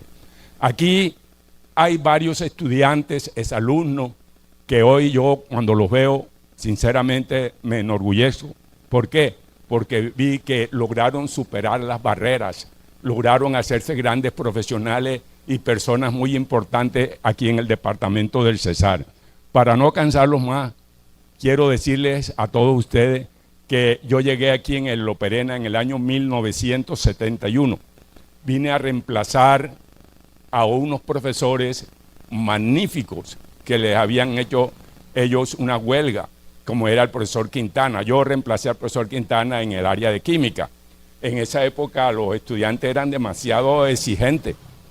demasiado, y tenía uno que pararse bien con los conocimientos, de lo contrario no funcionaba. También fui profesor de la Universidad Popular del Cesar.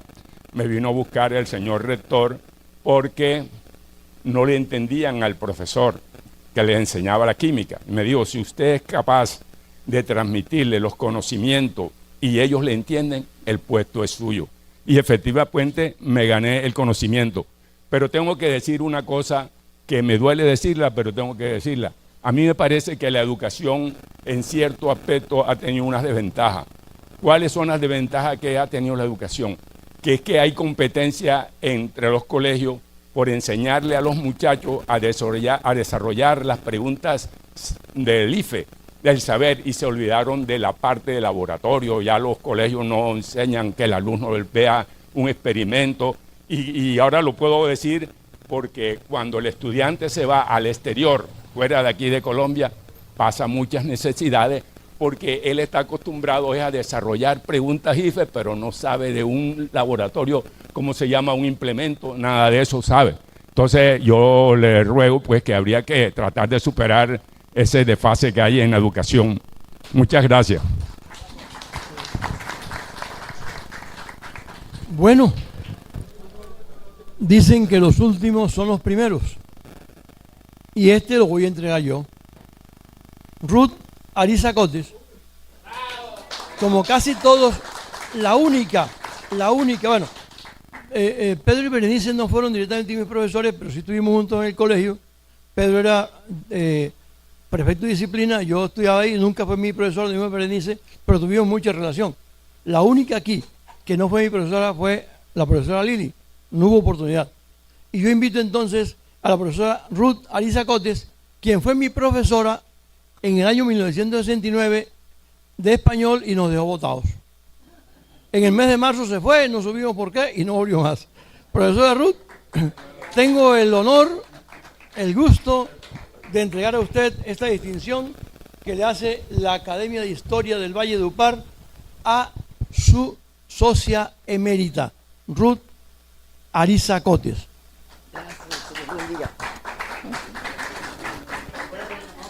Bueno, tengo que decir algo sobre la persona que me está entregando este reconocimiento. Y es que los miembros de la Academia de Historia lo elegimos a él como presidente de la Academia. Yo pensé que un magistrado como él, un abogado eminente, un hombre brillante, iba a estar un poco como acartonado en este cargo, y descubro en él la humildad personificada. Cuando hay una reunión, él es el primero que coge todos los asientos y los va poniendo de uno en uno. Donde ustedes están sentados, todo eso fue labor de él, ayudado un poquito con Tomás. Pero ahí no para la cosa, coge un trapito y se pone a limpiar los asientos para que nosotros no nos ensuciemos con el polvo. Es decir, hace unas cosas de mucha humildad. Es un hombre maravilloso, es una persona íntegra, con un comportamiento interdisciplinario, un comportamiento transdisciplinario, que trasciende las fronteras intelectuales y se baja a lo más mínimo, al cariño, a la fraternidad, a hacer que estemos contentos, bien sentados, en un lugar limpio. Entonces eso se lo reconozco públicamente. Lo enseñaste bien.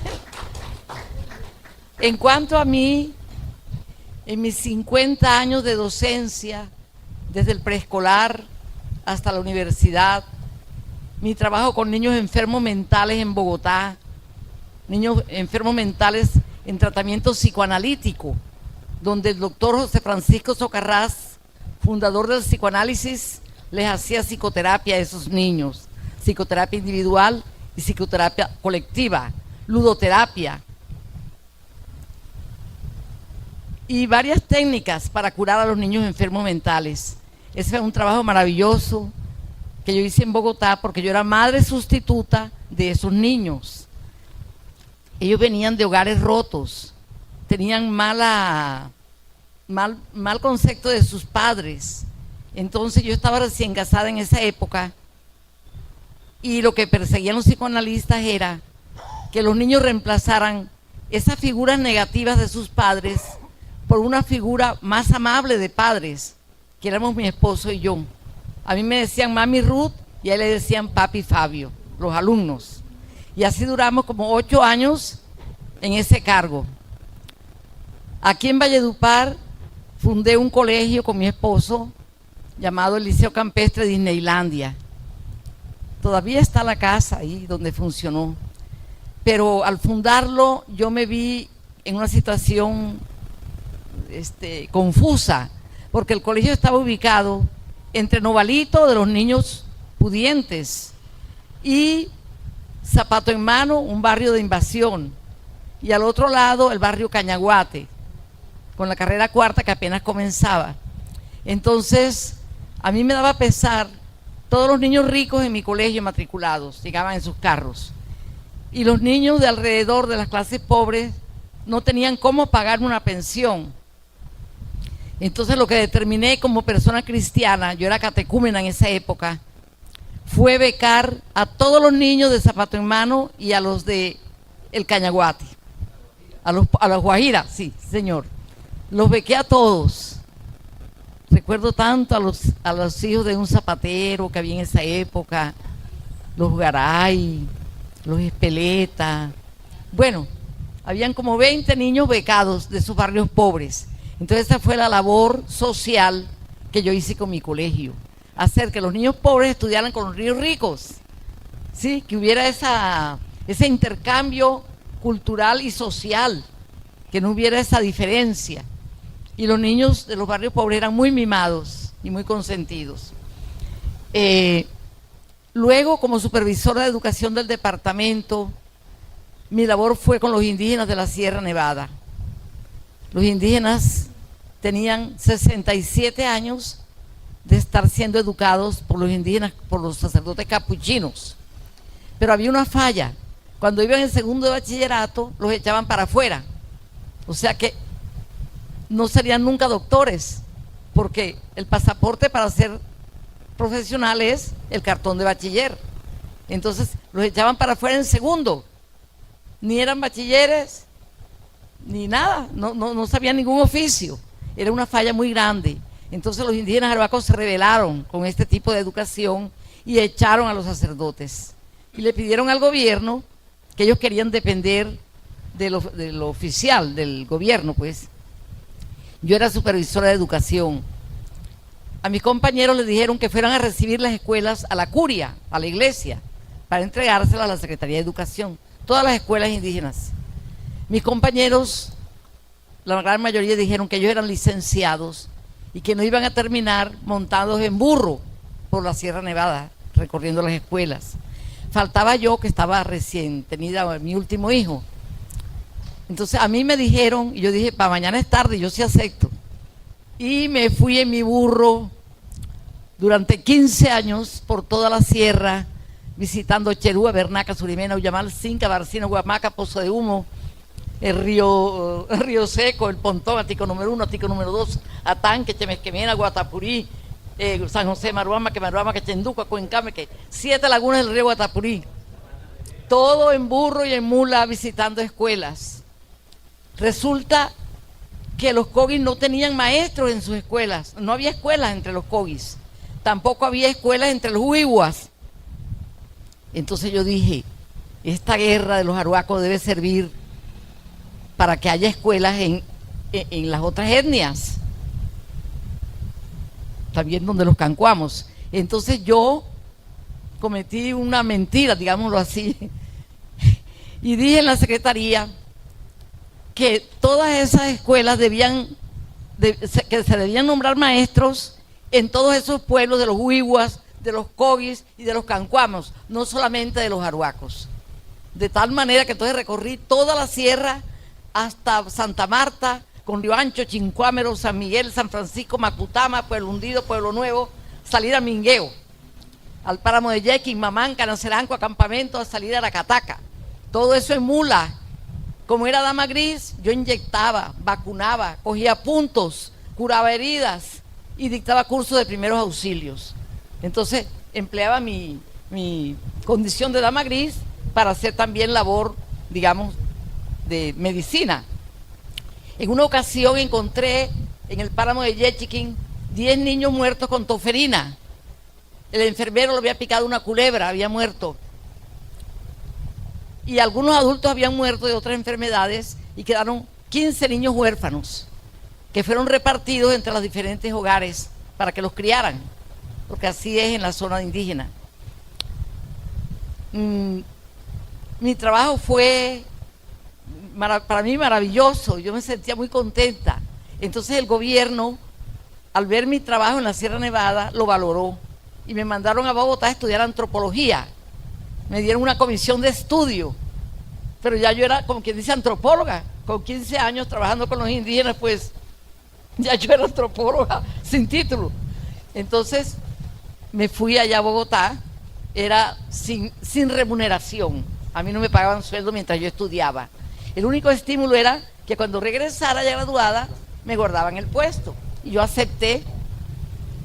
Así pues que allá en Bogotá saqué el promedio más alto, porque claro, yo era ya una persona de 50 y pico de años, con muchachitos de 17, todos loquitos, todos, y yo era una persona ya sentada, pues, entonces yo me dedicaba a estudiar a lo que yo había ido.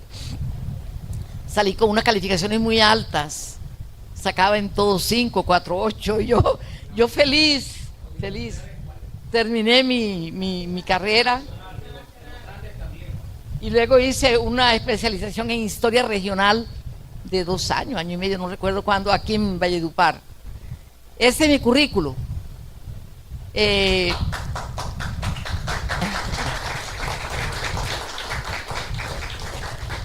Con mi trabajo en la sierra, al pedir maestros para Coguis, Huihuas, Cancuamos, tuvieron todos estos pueblos por primera vez maestros. Por ejemplo, en San José de Maruama, que en Chenducua, todo eso, nunca había habido maestro. Entonces yo logré poner maestros por toda la sierra y entonces hice una labor, digamos, de ampliar la cobertura educativa. De eso me siento muy contenta, porque hice llegar a los rincones más lejanos de la patria la educación. Bueno, muchas gracias por haberme escuchado. Bueno, quedan abiertas las observaciones. Si alguien tiene algo que decir, pues es el momento. Me inclino reverente ante todas las personas que me hicieron algunas observaciones para que mi intervención fuera mejor. Y con esa misma sinceridad les pido que acepten la valoración, no de una excusa, sino de una aclaración. Aquí está, mi intervención constaba de 2 partes, la verbal y la exposición gráfica. Aquí está el ejemplo donde todo lo que ustedes me decían está contemplado, pero por la ausencia de no exponerla, no lo pude hacer. Pongo el valor de testigo al doctor Leovedia para que no me deje mentir de lo que estoy leyendo. Figuras destacadas solo de mujeres: Carmen Gutiérrez de Armenta y Amparo de Larrazábal como adquisidora y continuadora después del Santa Fe. Colegio Inmaculada Concepción de Judío Hurtado de Castro. Liceo Campestre de Nilandia de Ruariza de Ramírez. Colegio Femenino Prudencia Daza. Incluso colegios de los que ya nadie hable, como el Liceo Valledupar de una educadora de apellido Urbina, Rosarito de Urbina, que se me había olvidado el nombre. Y sí, están referidos, pero les repito, los tenía graficados para exponerlos con su aporte y fecha. Entonces, no pido excusa.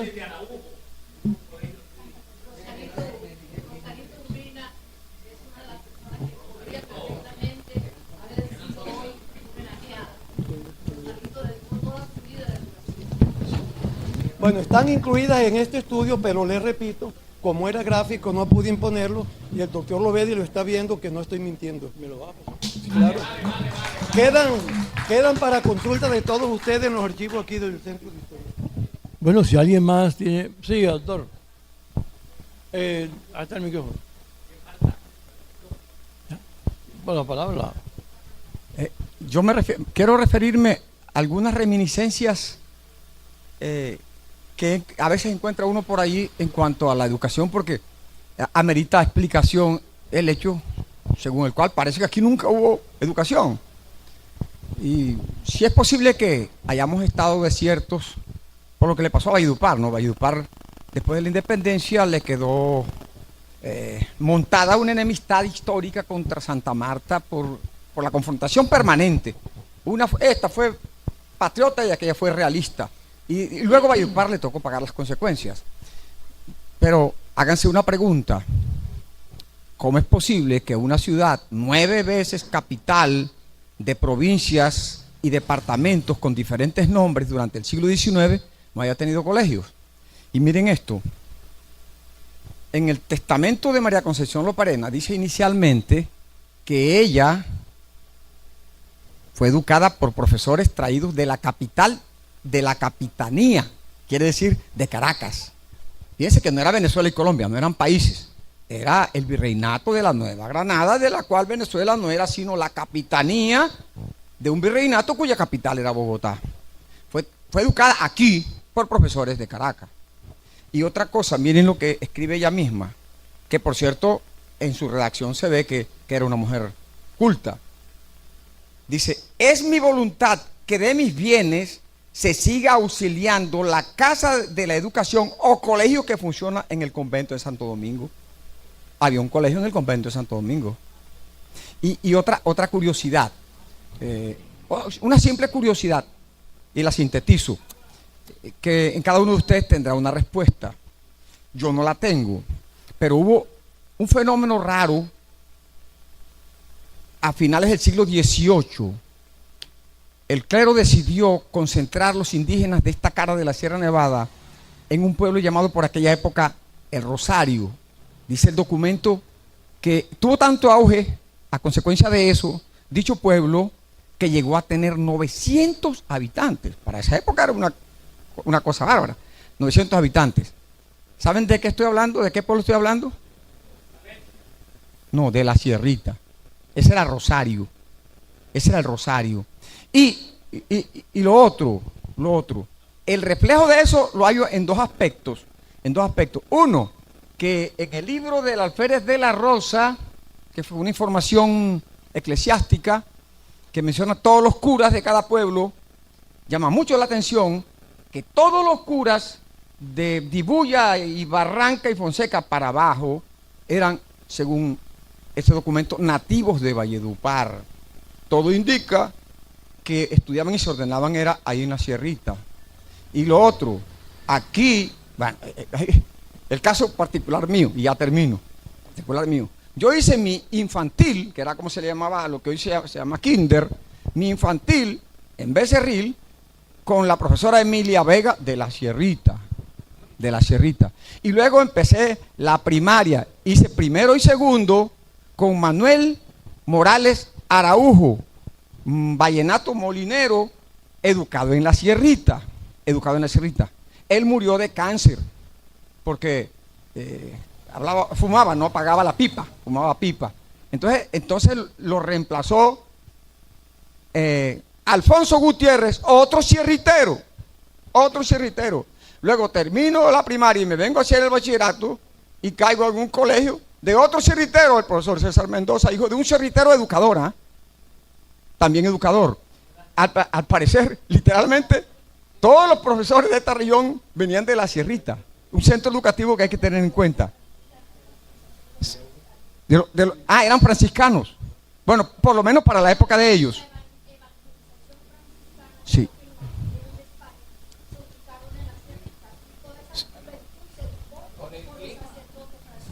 Sí, y otra cosita, un centro de educación que no se mencionó, Beto, el constituido por Chiriguaná, en donde estaba el profesor Mejía con su Instituto Caldas. A mi niñez, gente de 80 años habían estudiado en ese colegio. La gente culta, que eran los que sabían leer y escribir en Becerril, todos habían estudiado en Chiriguaná. Y gente que llegaron a ser médicos y abogados. El primer secretario de planeación del departamento del Cesar fue Pedro Antonio García, educado ahí en su primaria y unos añitos de bachillerato. Y Uno de los primeros médicos, el doctor Robertico García, empezó ahí, en ese Instituto Caldas. Se graduó en el año 31, 32. Total, hay muchas cositas que podríamos escudriñar y sacar conclusiones en cuanto a que nuestra educación, la historia educativa que manejó Beto magistralmente, es bien interesante y faltan cosas por averiguar, porque es bonita, a pesar de accidentada, ¿no?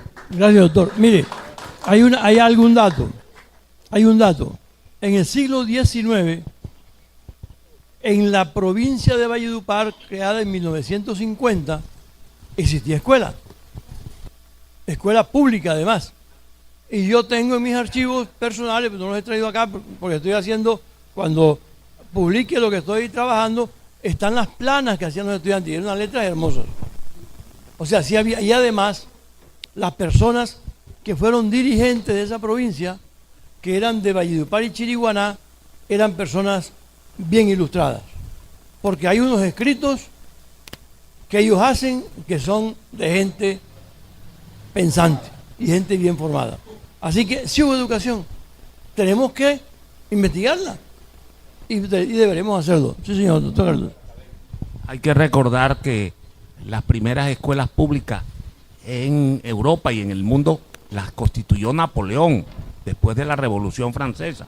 Anteriormente existían los conventos de los curas, que era la donde impartían la educación, y también las institutrices e institutores, que eran contratados profesores para la nobleza. Iban directamente a las casas a dictar las clases en los palacios. Eso es importante. Y quiero decirle al doctor Tomás Darío que efectivamente aquí, desde 1903 hasta 1936, Valledupar, la educación y los colegios fueron muy precarios, porque el gobierno, como perdimos la guerra, en la guerra civil, o sea, de los 1000 días, esto era un bastión liberal. Aquí derrotamos a los conservadores en Codazzi, allí en el desastre, en el Blanco. Aquí cuando fuimos a firmar la paz, vinieron violentos los vallenatos porque dijeron, si nosotros no hemos perdido la guerra, la había perdido Uribe allá en Riguacha, pero nos castigaron con negarnos presupuesto, la hegemonía conservadora que gobernó desde 1903 hasta 1930. Y allí fue que cuando López llegó y encontró esto, la tierra de su madre, totalmente atrasada, se puso las manos en la cabeza y se desbordó en hacer cosas. Por eso hizo el Colegio Lo Perena, la Industrial, el Rosario Pumarejo, todos megacolegios para la época, mega hospitales que todavía hoy impactan cuando se ven. Entonces fue el atraso tan grande que tuvimos en la época esa prácticamente de oscurantismo, de la hegemonía conservadora en el país, que castigó a todos los municipios que se habían convertido en bastiones liberales. Doy la bienvenida al señor presidente de la Academia de Historia de La Guajira, quien nos acompaña en este momento. Bienvenido. Gracias, honorable presidente de la Academia de Historia de Valledupar.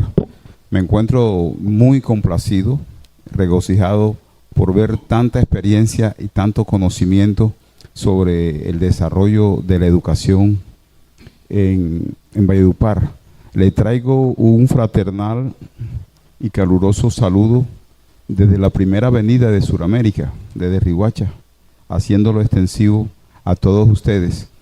Pues yo también he sido y soy educador y tengo mis raíces que se unen aquí a la educación, pero hoy he aprendido mucho de lo que me han antecedido.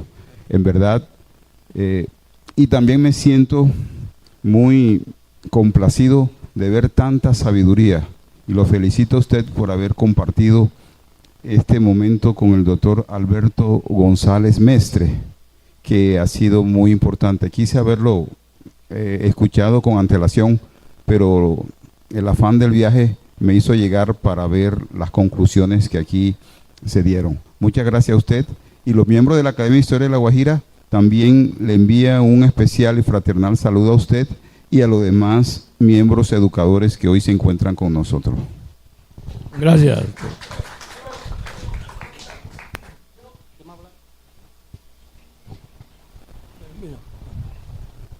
Gracias.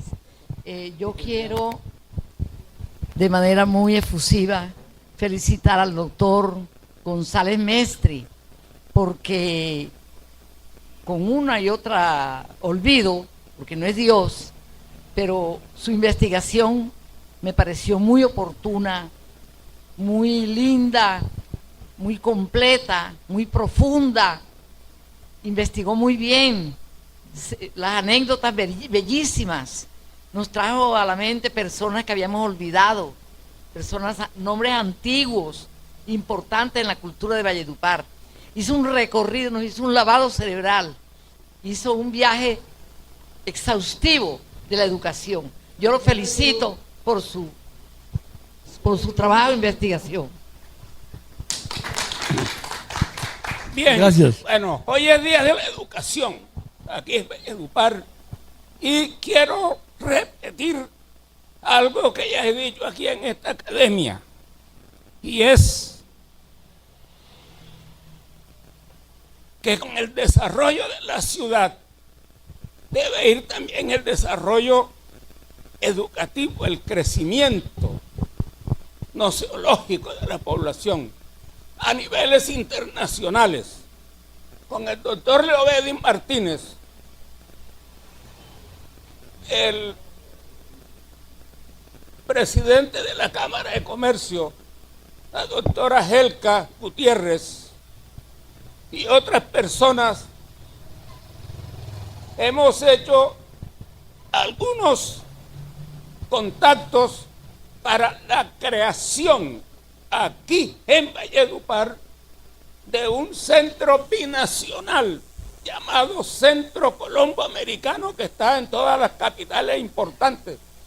Hay 9 centros Colombo Americanos en Colombia y Valledupar puede ser la sede del número 10. El rector del Centro Colombo Americano en Cartagena, donde yo fui director, que me reemplazó a mí, y que llevó el Centro Colombo a una universidad que hoy se llama Unicolombo, me dio carta blanca para esto, propuesta para que adelantara todo. Doctor Murgas, y me dijo: Libardo, hagan ustedes allá lo necesario que le corresponde a la ciudad, que de Bogotá con la embajada me encargo yo.